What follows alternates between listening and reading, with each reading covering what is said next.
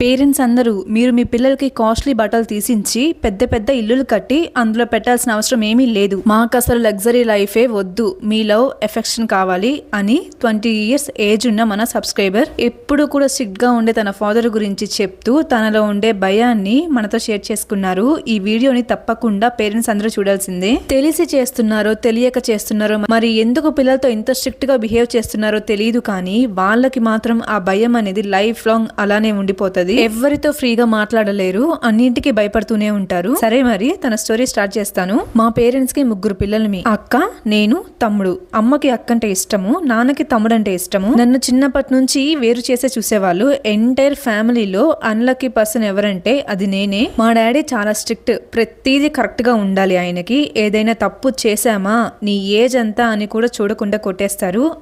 మా గురించి చెప్తున్నాను. ఒక్క మాటలో చెప్పాలంటే గుడికి కూడా పంపించరు, అంత స్ట్రిక్ట్. ఎక్కడికైనా వెళ్ళాలన్నా అడుక్కోవాలి. ఏదైనా థింగ్ ఇప్పుడు నాకు అవసరమైంది వెళ్ళి తెచ్చుకుందాం అనే ఫ్రీడమ్ కూడా ఉండదు మా ఇంట్లో వాళ్ళకి చెప్పి మళ్ళీ వాళ్ళు ఆ వస్తువుని తెచ్చే వరకు అడుక్కుంటూనే ఉండాలి. 20 years నాకు ఇప్పటికీ కూడా నాకు అది కావాలి, నాకు ఇది కావాలి అని డిపెండ్ అవ్వాల్సి వస్తుంది మా పేరెంట్స్ మీద.